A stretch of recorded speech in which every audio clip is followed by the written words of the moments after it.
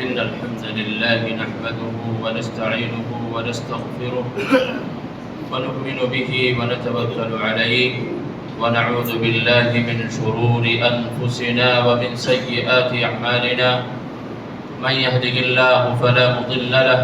ومن يضلل فلا هادي له وأشهد أن لا إله إلا الله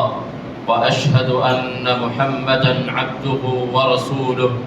يا أيها الذين آمنوا اتقوا الله حق تقاته ولا تموتن إلا وأنتم مسلمون يا أيها الناس اتقوا ربكم الذي خلقكم من نفس واحدة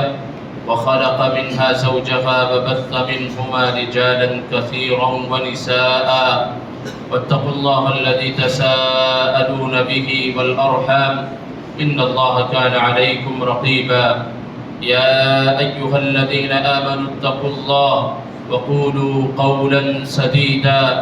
يصلح لكم أعمالكم ويغفر لكم ذنوبكم ومن يطع الله ورسوله فقد فاز فوزا عظيما أما بعد فإن خير الحديث كتاب الله وخير الهدي هدي محمد صلى الله عليه وسلم وشر الأمور محدثاتها وكل محدثة بدعة وكل بدعة ضلالة وكل ضلالة في النار أعوذ بالله السميع العليم من الشيطان الرجيم بسم الله الرحمن الرحيم يا أيها الذين آمنوا كتب عليكم الصيام كما كتب على الذين من قبلكم لعلكم تتقون ہر طرح کی بڑائی، کبریائی، بزرگی اللہ سبحانہ و تعالیٰ کے لیے ہے، جو خالق کائنات، مالک ارض و سما ہے۔ درود و سلام وہ تمام انبیاء کرام کی جماعت پر، خصوصاً آخری نبی جناب محمد الرسول اللہ صلی اللہ علیہ وسلم کی ذات گرامی پر۔ حاضرین جمعہ، بزرگوں، ساتھیوں، یہ ہم تمام کی بڑی ہی خوش نصیبی ہے، خوش بختی ہے کہ اللہ سبحانہ و تعالی ایک بار پھر سے ہماری اور آپ کی زندگی میں رمضان المبارک کا مہینہ ان قریب لانے والا ہے۔ اللہ ہم تمام کو نصیب فرمائے۔ اور حقیقت میں یہ خوش نصیبی کی بات ہی ہے، کیونکہ یہ وہ مہینہ ہے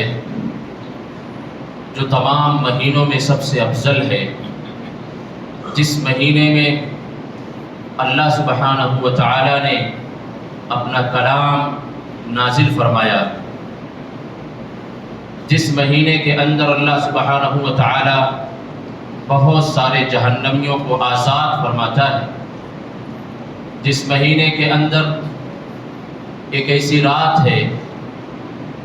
جس کی فضیلت اللہ تبارک و تعالی نے بیان فرمائی کہ کوئی اس رات کی قدر کر لے، اس رات میں عبادت کر لے، تو گویا اس نے تقریباً 82 یا 84 سال تک کا اجر حاصل کر لیا۔ غرض یہ کہ یہ مہینہ بہت ہی سعادتوں والا ہے، اور یہ مہینہ ہر ایک کی زندگی میں آتا ہے۔ اس میں وہ انسان بھی ہوتا ہے جو فرما بردار ہوتا ہے، ایسے لوگ بھی ہوتے ہیں جو نافرمان ہوتے ہیں، لیکن یہ مہینہ ایسے ہی لوگوں کے تعلق سے بشارتیں، خوشخبریاں، فضیلتیں لے کر کے آتا ہے جو رب العالمین کے فرما بردار ہوا کرتے ہیں۔ اسلاف کرام کی زندگی اگر ہم دیکھیں اس مہینے کی قدر کے تعلق سے، فضیلت کے تعلق سے، تو ان کی زندگی ہمیں کچھ یوں ملتی ہے کہ اس مہینے کو حاصل کرنے کے لیے کئی مہینے اللہ تبارک و تعالیٰ سے دعائیں کیا کرتے تھے کہ اللہ تبارک و تعالی ہمیں رمضان المبارک کا مہینہ نصیب فرما۔ یہ اتنا عجیب مہینہ ہے، تو یہ مہینہ جب بھی آئے ہم تمام کی یہ ذمہ داری ہے کہ اس مہینے کی قدر و قیمت کو، عظمت کو سمجھ کر کے اس میں اللہ سبحانہ و تعالیٰ کو راضی و خوش کرنے کی اور اپنے آپ کو جہنم سے آزاد کرنے کی، جنت تک اپنے آپ کو لے جانے کی بھرپور کوشش کرنی چاہیے۔ آج کے خطبہ جمعہ میں انشاءاللہ تبارک و تعالیٰ اسی مہینے کے تعلق سے جو ہمیں اور آپ کو سبق اور پیغام ملتا ہے، کچھ باتیں رب کی توفیق سے رکھنے کی کوشش کی جائے گی۔ خطبہ مسنونہ کے بعد ہم نے قرآن کریم کی ایک آیت تلاوت کی جس میں اللہ تبارک و تعالیٰ نے یہ واضح کر دیا کہ یہ مہینہ کس لیے ہے، اس کا سبق، اس کا پیغام کیا ہے۔ یا ایھا الذین آمنوا کتب علیکم الصیام کما کتب علی الذین من قبلکم لعلکم تتقون، کہ اس روزے کا مقصد، رمضان کے روزوں کا مقصد صرف یہ ہے کہ انسان متقی بن جائے، فرما بردار بن جائے۔ اور یہ تقویٰ ایک ایسا عمل ہے کہ جس کی زندگی میں آ جاتا ہے تو گویا اس نے اپنے آپ کو تمام تر منکرات سے، تمام تر گناہوں سے اپنے آپ کو محفوظ کر لیا، اور جو اس نعمت سے محروم ہوتا ہے اس کی زندگی تباہ و برباد ہو جاتی ہے۔ تو تقویٰ شعار ایسے ہی ہے کہ اپنی زندگی کو وہ ایسے ہی گزارتے ہیں کہ جن کی زندگی گناہوں سے بالکل پاک اور صاف ہوا کرتی ہے۔ غرض یہ کہ اگر میں یہ کہوں کہ یہ رمضان المبارک کا مہینہ حقیقت میں تربیت والا مہینہ ہے، یہ تربیت انفرادی بھی کرتا ہے، اجتماعی بھی کرتا ہے، ہر انسان کی یہ تربیت کرتا ہے۔ اور اگر تربیت کی بات کی جائے اجتماعی طور پر، ہم و آپ اس مہینے کے آتے ہی یا اس مہینے میں ہم داخل ہوتے ہی اس کی تربیت پر ہم نظر ڈالیں تو حقیقت میں ہمیں اندازہ ہوگا کہ ہاں یہ مہینہ تربیت والا مہینہ ہے۔ آپ دیکھیں گے کہ مسجدیں آپ کو بھری ہوئی نظر آئے گی اجتماعی صورت میں۔ آپ دیکھیں گے کہ اجتماعی صورت میں لوگ قرآن کی تلاوت شروع کر دیں گے۔ آپ دیکھیں گے کہ ایسے بہت سارے لوگ جن کے ہاتھ، جن کی مٹھیاں بدھی ہوتی ہیں پورے کے پورے سال، لیکن جو ہی یہ مہینہ آتا ہے ان کی مٹھیاں کھل جاتی ہیں، فراخ دلی کا ثبوت دیتے ہیں۔ غرض یہ کہ اجتماعی طور پر انسان کو تربیت ملتی ہے کہ وہ انسان کچھ نہ کچھ اس مہینے میں عبادت کرتا ہے اور اپنی زندگی کو بدلنے کی کوشش کرتا ہے۔ اور اسی طریقے سے انفرادی طور پر آئیں تو وہاں بھی غیر معمولی تبدیلی ہر ایک انسان اپنے اندر پاتا ہے کہ ہر انسان کی یہ کوشش ہوتی ہے کہ وہ اپنے آپ کو گناہوں سے بچا کر کے رکھے، نماز کا اہتمام کرے، تلاوت قرآن کا اہتمام کرے، صدقہ و خیرات کا اہتمام کرے۔ غرض یہ کہ اس مہینے کے اندر انسان اپنے آپ کو ہر طرح سے سنوارنے کی، ہر طرح کے گناہ سے بچا کر کے رکھنے کی کوشش کرتا ہے۔ تو یہ رمضان المبارک کی برکتیں ہیں، سعادتیں ہیں کہ ایک انسان اپنی زندگی میں تبدیلی محسوس کرتا ہے۔ اس رمضان المبارک کے مہینے کا ایک پیغام یہ بھی ہے کہ انسان جس طریقے سے اس ماہ کے اندر اپنی زندگی کو بدل دیتا ہے، اپنی زبان پر کنٹرول کرتا ہے، اپنی سوچ و فکر پر کنٹرول کرتا ہے، اپنی نگاہ کو سمیٹ کر کے رکھتا ہے، اپنی زبان سے گالی گلوچ، غیبت، کینہ اس طرح کی کوئی گفتگو نہیں کرتا، اپنی نظروں کو جھکا کر کے رکھتا ہے، اپنے ہاتھوں کو ظلم اور زیادتی سے بچا کر کے رکھتا ہے، ہر ایک کے لیے خیر کا جذبہ اپنے لیے رکھتا ہے، ہر ایک کے ساتھ نرمی کا، مروت کا، اخوت کا مظاہرہ کرتا ہے۔ تو یہ رمضان، یہ ہمیں رمضان المبارک کا مہینہ یہ تقاضا کرتا ہے کہ جس طریقے سے تم اس ماہ کے اندر اپنی زبان پر کنٹرول کرتے ہو، نگاہ کو جھکا کر کے رکھتے ہو، اپنے ہاتھوں کو ظلم سے بچا کر کے رکھتے ہو، سوچ و فکر کے اعتبار سے تبدیلی لاتے ہو، اسی طریقے سے ہر مسلمانوں کی یہ بنیادی ذمہ داری جاری ہے کہ بقیہ جو اور سال کے مہینے ہیں اس میں بھی انسان اپنے تمام ان اعضاء پر کنٹرول رکھے، اپنے آپ کو ظلم زیادتی، جھوٹ اور غلط تجارت ان تمام چیزوں سے بچا کر کے رکھے۔ رمضان المبارک کے مہینے کا یہ پیغام ہے، اور آپ یہ چیز دیکھتے ہوں گے کہ انسان اپنے آپ پر کنٹرول کرتا ہے، اور جب انسان اس طریقے سے عمل کرنے لگتا ہے، اپنے تمام اعضاء پر کنٹرول رکھتا ہے، وہی کرتا ہے جو اللہ کروانا چاہتا ہے، وہی کچھ اپنی زندگی میں لانے کی کوشش کرتا ہے جس طرف اسے قرآن و سنت رہنمائی کرتی ہے، تو پھر اللہ کے نبی صلی اللہ علیہ وسلم فرماتے ہیں کہ اللہ تبارک و تعالی اس کا کان بن جاتا ہے، سمعہ الذی یسمع بہ، کہ جس سے وہ سنتا ہے، اس کی وہ نگاہ بن جاتا ہے جس سے وہ دیکھتا ہے، اس کا وہ ہاتھ بن جاتا ہے جس سے وہ پکڑتا ہے، اس کا وہ پیر بن جاتا ہے جس سے وہ چلتا ہے، یعنی اللہ کی مدد اس کے ساتھ ہو جاتی ہے، اس کی زبان کی حفاظت رب العالمین کرنے لگتا ہے، اس کی نگاہ کی حفاظت رب العالمین کرنے لگتا ہے، اس کے ہاتھ کی حفاظت رب العالمین کرنے لگتا ہے، غرض یہ کہ پورے وجود کی حفاظت رب العالمین کرنے لگتا ہے جب انسان ان تمام منہیات سے، منکرات سے اپنے آپ کو بچاتا ہے۔ اسی طریقے سے رمضان المبارک کا ایک پیغام، ایک درس یہ بھی ہے، تربیت کا پہلو یہ بھی ہے کہ انسان دو چیزوں کی وجہ سے قرآن و سنت سے بہت دور نکل جاتا ہے، گمراہی کے راستے پر بہت دور نکل جاتا ہے، اس کی زندگی بھٹک جاتی ہے۔ وہ دو چیزیں ہیں، اس کا تعلق شہوات سے ہے۔ ایک شہوت تو اس کے پیٹ کا ہے، دوسری جو شہوت ہے وہ شرمگاہ کی شہوت ہے۔ ان دونوں شہوتوں کی بنیاد پر انسان گمراہی کے راستے پر نکل پڑتا ہے۔ تو یہ رمضان المبارک کے یہ مہینہ جب آتا ہے تو ان دو شہوتوں کی بھی تربیت ہوتی ہے، ان دو شہوتوں کی بھی تربیت اللہ تبارک و تعالیٰ کرتا ہے، اور اللہ کے نبی صلی اللہ علیہ وسلم نے اسی کو سب سے برا برتن قرار دیا۔ اللہ کے نبی صلی اللہ علیہ وسلم نے فرمایا ما ملأ آدمی وعاء شرا من بطن،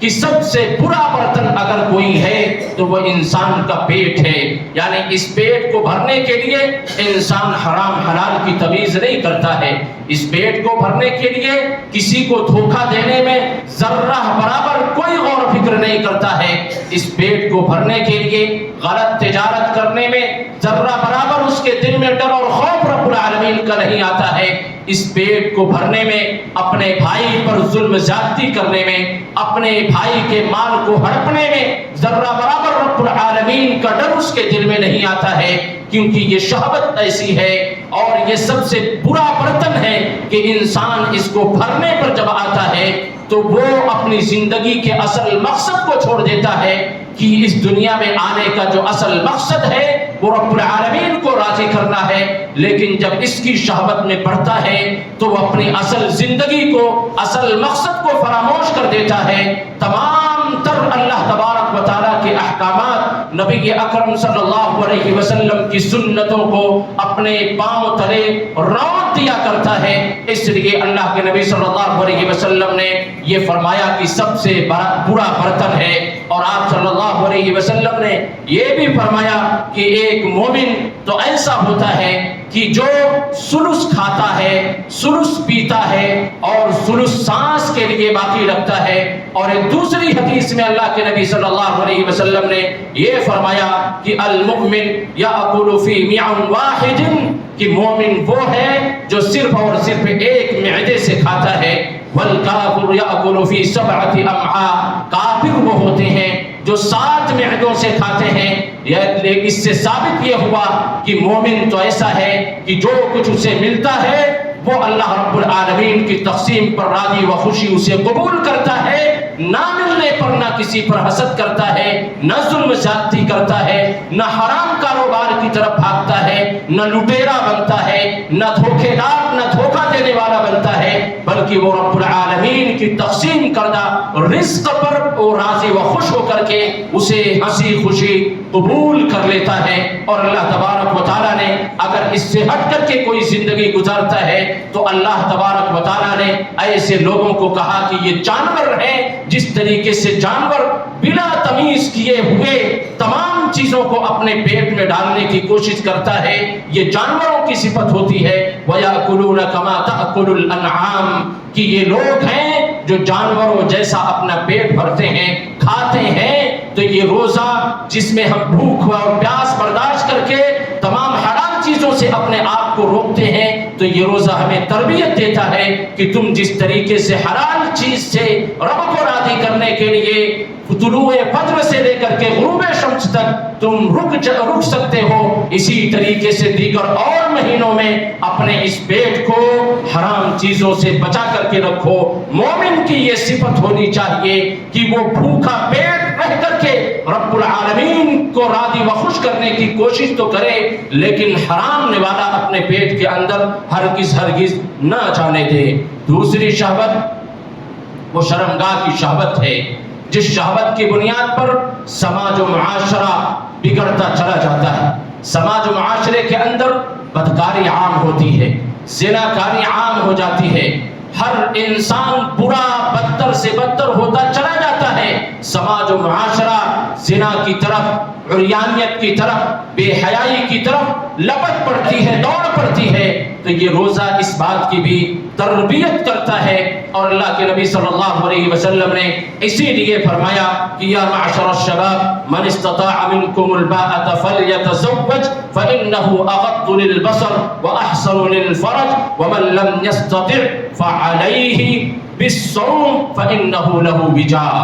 کہ تم میں سے جو طاقت رکھتے ہیں وہ شادی کر لیں، اس کی وجہ سے ان کی نگاہیں نیچی ہوں گی، ان کے شرمگاہ کی حفاظت ہوگی. لیکن آگے کہا کہ جو طاقت نہیں رکھتے ہیں کہ وہ شادی کر سکیں تو ان کے لیے یہ ہے کہ وہ روزے کا اہتمام کریں، کیونکہ روزہ شہوات کو توڑ دیا کرتا ہے. روزہ شہوات کو، جو جنسی شہوات ہوتے ہیں، اس کو ختم کر دیتا ہے. تو روزے کی ایک تربیت یہ ہے کہ انسان اپنے آپ کو بےہودگی سے، زناکاری سے، بدکاری سے اپنے آپ کو محفوظ کر رکھے، کیونکہ یہ بھی شہوت ایسی ہے کہ اس کے ذریعہ سے انسان اپنے آپ کو ایمان سے، اسلام سے، اسلامی تربیت سے، ایمانی تربیت سے اپنے آپ کو دور کر لیتا ہے. تو ایک یہ بڑی تربیت رمضان المبارک کے مہینے میں ہوتی ہے.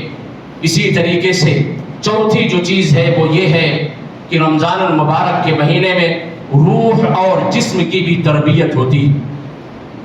ہم میں سے بہت سارے لوگ رمضان المبارک کے مہینے سے پہلے جن کا نام جہنمیوں کی فہرست میں ہوتا ہے، لیکن رمضان المبارک کا مہینہ جو ہی داخل ہوتا ہے اللہ سبحانہ و تعالی رحم و کرم کرتے ہوئے ایسے لوگوں کا نام جنتیوں کے فہرست میں شامل کر دیتا ہے. کیونکہ اللہ کے نبی صلی اللہ علیہ وسلم نے فرمایا وَلِلَّهِ اُتَقَاءُ مِنَ النَّارِ کہ اللہ تبارک و تعالی رمضان المبارک کی ہر رات میں جہنمیوں کو آزاد کرتا ہے، جہنمیوں کو آزاد کرتا ہے. اور جسم یہ روح پر ہے، جسم کی بنیاد روح پر ہے. اگر انسان روح کی اصلاح کر لے تو اس کی وجہ سے اللہ تبارک و تعالی اس کی دنیا و آخرت سنوار دیا کرتا ہے. اور یہ رمضان المبارک کا مہینہ انسان کا ظاہر بھی سنوارتا ہے، باطن بھی درست کرتا ہے، ظاہر و باطن یکساں کر دیا کرتا ہے. اگر آپ اس کا مشاہدہ کرنا چاہتے ہیں تو خود اپنی زندگی پر اللہ تبارک و تعالی ہم تمام کو رمضان المبارک کا مہینہ نصیب فرمائے. اس مہینے میں اپنی زندگی پر نظر ڈالنا کہ ہمارے اندر کس طریقے سے تبدیلیاں پیدا ہوتی ہیں. کہ بہت سارے موقع ایسے ہاتھ آتے ہیں کہ ہم گناہ کر سکتے ہیں، لیکن یہ یاد آتا ہے کہ رب کی رضا کے لیے ہم نے روزہ رکھا ہے، رب العالمین کے لیے اس عظیم عبادت کو ہم انجام دے رہے ہیں. ہم اپنے آپ کو گناہ سے بچا لیتے ہیں. ہم اکیلے تنہا کمرے میں ہوتے ہیں، ہمارے سامنے ٹھنڈا پانی موجود ہوتا ہے، پیاس کی شدت ہوتی ہے، ہم چاہیں تو پانی پی سکتے ہیں. ہم غسل کر رہے ہوتے ہیں، وہاں تنہا ہوتے ہیں، وہاں چاہے تو پانی پی سکتے ہیں. لیکن رب العالمین کا خیال آتا ہے کہ اس کی رضا کے لیے ہم نے روزہ رکھا ہے تو اپنے باطن کو بھی ہم چھپاتے ہیں، ظاہر کو ہم چھپاتے ہی ہیں، ظاہر ہمارا سنورتا ہی ہے لیکن ہم باطن کی بھی اصلاح کر لیتے ہیں۔ تو روزے کا ایک اہم مقصد یہ ہے کہ انسان جس طریقے سے ظاہری طور پر یعنی دیکھنے کے اعتبار سے بہت اچھا دکھتا ہے، بہت اچھے اخلاق کا مظاہرہ کرتا ہے، ایسے ہی باطنی طور پر بھی وہ اپنی اصلاح کرے، اپنی اصلاح کی وہ فکر کرے۔ چھٹی چیز کہ اس مہینے کے اندر انسانوں کو احساس اپنے اندر یہ پیدا کرنا چاہیے کہ رب العالمین کی نگرانی ہم پر مسلسل ہے، یعنی احساس نگرانی، اللہ رب العالمین کی احساس نگرانی ہر ایک کو ہونی چاہیے، ہر ایک کو اس کی فکر ہونی چاہیے۔ اور یہ جان رکھیں کہ احساس نگرانی ہماری اور آپ کی جتنی ہی مضبوط اور قوی ہوگی، ہم آپ اجر و ثواب کو حاصل کرنے کے لیے، نیکی حاصل کرنے کے لیے یا نیکی کرنے کے لیے اتنی ہی دوڑ لگائیں گے، اتنی ہی اس کے لیے کوشش کریں گے۔ اور احساس نگرانی جتنا ہی ہمارا اور آپ کا کمزور ہوگا اتنا ہی ہم گناہوں کی طرف لپکیں گے، کیونکہ ہمیں اس بات کا احساس ہی نہیں ہوگا کہ رب العالمین ایک ایک چیز کو نوٹ فرما رہا ہے، ہمیں اس بات کا احساس ہی نہیں ہوگا کہ رب العالمین کے سامنے ہمیں حاضر ہونا ہے، ایک ایک پائی کا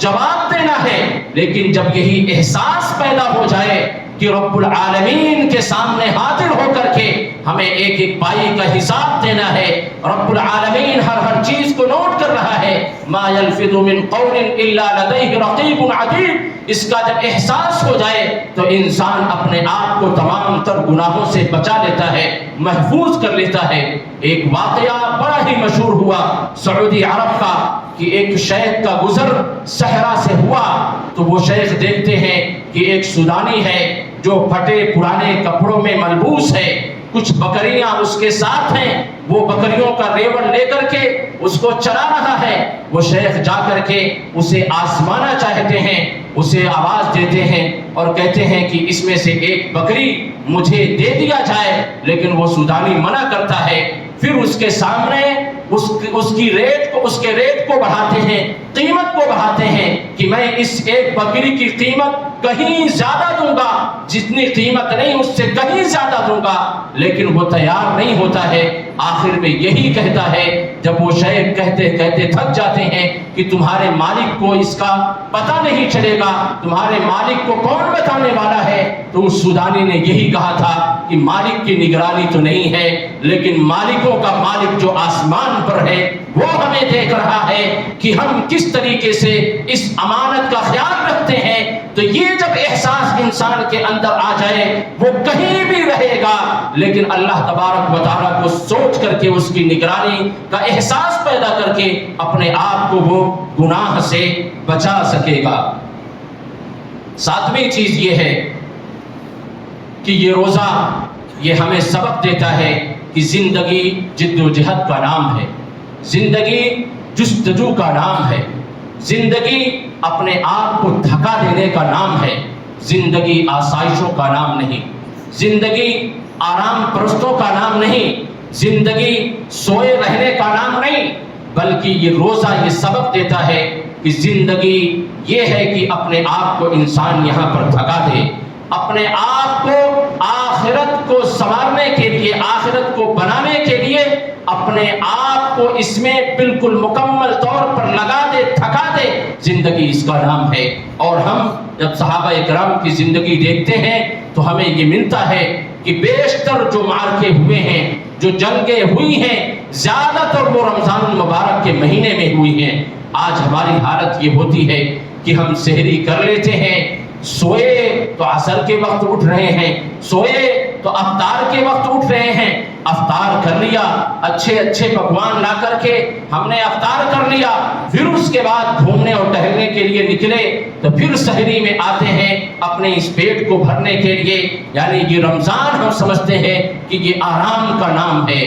اس میں آرام کیا جائے، اس میں سویا جائے۔ مسجدوں میں بھی سونے والوں کی تعداد، گھروں میں بھی سونے والوں کی تعداد، سونے کے لیے لڑائیوں میں تعداد، ہر طرح سے انسان آرام پرست بن رمضان المبارک کا پیغام یہ نہیں ہے۔ رمضان المبارک کا پیغام یہ ہے کہ انسان اس میں اپنے آپ کو تھکا دے، لگا دے۔ اسلاف کرام جب رمضان کا مہینہ آتا تو اس کی مکمل تیاری پہلے ہی کر لیتے، ساری خریدی پہلے کر لیتے، سارے اپنے کام کو سمیٹ لیتے، یہاں تک کہ بڑے بڑے مشائخ جن کے دروس ہوا کرتے تھے مساجد میں یا کہیں اور کسی جگہ پر، وہ اپنے دروس کو ختم کر دیتے تھے۔ اس رمضان المبارک کے مہینے میں آتے ہی وہ نماز کی پابندی پہلے سے زیادہ کرنے لگتے تھے، تکبیر تحریمہ ان کی نہیں چھوٹتے تھے، پانچوں وقت مسجدوں میں آ کر کے جماعت سے نماز پڑھا کرتے تھے، تلاوت قرآن میں ایک دوسروں پر سبقت لے جانے میں ان کی کوشش ہوا کرتی تھی، صدقہ و خیرات کرنے میں، خیر و بھلائی کے جتنے راستے ہو سکتے ہیں ان تمام میں وہ ہر ایک پر سبقت لے جانے کی کوشش کرتے تھے۔ رمضان المبارک کا مہینہ اس لیے ہے، رمضان کا مہینہ سونے اور آرام کرنے کے لیے نہیں ہے، بلکہ ایک مہینہ آیا ہے کہ ہم اپنے آپ کو اس میں سنوار لیں، بنا لیں، اپنے اصلاح کر لیں۔ تو یہ رمضان کا پیغام ہے۔ اسی طریقے سے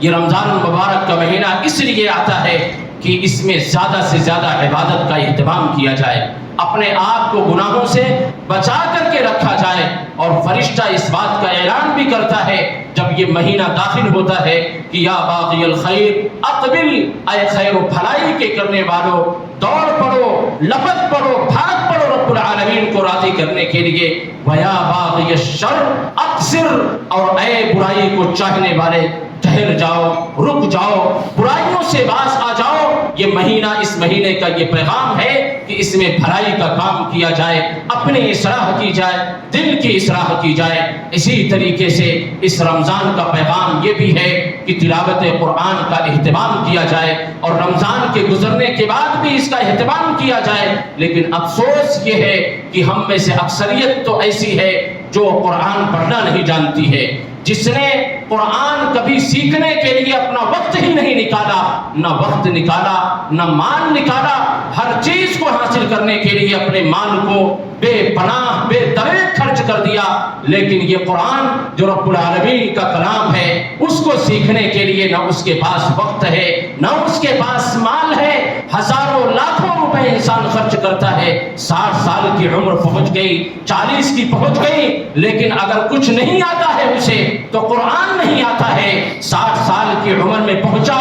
تو موبائل کا دور آیا، موبائل نہیں جانتا تھا لیکن وہ لوگوں سے سیکھ گیا۔ 60 سال کا پہنچا، دنیا بدل گئی، دنیا کے قوانین بدل گئے، نظام بدل گئے، وہ اس سے نابرد تھا لیکن اس کے تعلق سے اس نے سیکھا، اس نے سمجھا۔ بہت سارے انجینئر ایسے ہوں گے کہ جن کی زندگی میں جب وہ شروع کیے تو بہت ساری چیزیں ان کے ریسرچ میں اس وقت نہ رہی ہوں، لیکن جیسے ہی جیسے زندگی بڑھتی ہے اور لوگ بڑھتے ہیں، ترقی کرتے ہیں، نئی نئی چیزیں آتی ہیں، لیکن انسان اس کو سیکھنے کی کوشش کرتا ہے۔ لائر ہیں، بہت سارے قوانین ایسے ہوتے ہیں جو پہلے تھے وہ اب نہیں، اب اس کا پیمانہ، اس کا رول، اس کا سسٹم بدل گیا ہے، اس کو وہ اسٹڈی کر کے سیکھنے کی کوشش کرتا ہے۔ ڈاکٹر ہیں، ایک وقت تھا کہ نبض کو پکڑ کر کے ڈاکٹر بیماری بتا دیا کرتا تھا، لیکن آج حالات بدلے تو طرح طرح کے آلات آ گئے، ان آلات کو سیکھ کر کے اسے وہ خریدتا ہے، کروڑوں روپے خرچ کرتا ہے،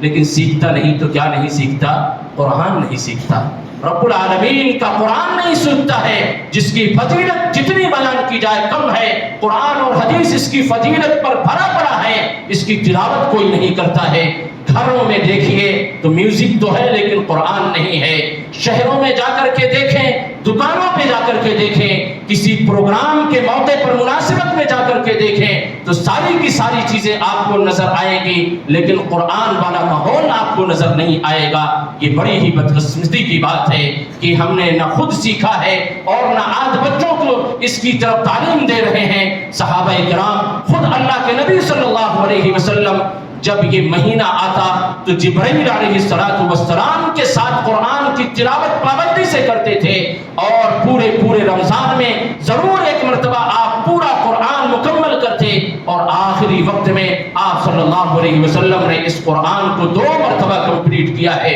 اور افسران کی زندگی دیکھیں تو ہمیں بہت سارے ایسے ملیں گے کہ رمضان کا جب مہینہ آتا تو قرآن کی تلاوت اتنی کرتے کہ کوئی 10 مرتبہ مکمل کرتا, کوئی 15 مرتبہ مکمل کرتا. غرض یہ کہ اس میں مسابقت کیا جاتا تھا, لیکن آج ہم اس سے بھی محروم ہیں. لیکن یہاں پر واضح کر دوں کہ بہت سارے لوگ ایسے ہیں جو قرآن کریم کی تلاوت کرنا نہیں جانتے ہیں. تو پہلی چیز تو ان کے لیے یہ ہے کہ وہ قرآن کریم کی تعلیم حاصل کریں. کسی بھی عمر کو وہ پہنچے ہوں, لیکن انہیں ضروری ہے کہ وہ اللہ کے کلام کی تعلیم حاصل کریں. دوسری چیز یہ ہے کہ رمضان قریب ہے, آپ پڑھ نہیں سکتے ہو تو آپ روزانہ معمول بنائیں کہ قرآن کریم شروع پارے سے لے کر کے آخر تک آپ کے پاس. آج وہ دور نہیں ہے کہ آپ قرآن کو سن نہیں سکتے ہیں. کسی بھی قاری کو اختیار کر کے آپ موبائل کے ذریعے سنیے, کیونکہ جس طریقے سے قرآن پڑھنا عبادت, اسی طریقے سے قرآن سننا بھی عبادت ہے. جس طریقے سے پڑھنے پر اجر و ثواب, اسی طریقے سے قرآن سننے پر بھی اجر و ثواب ہے.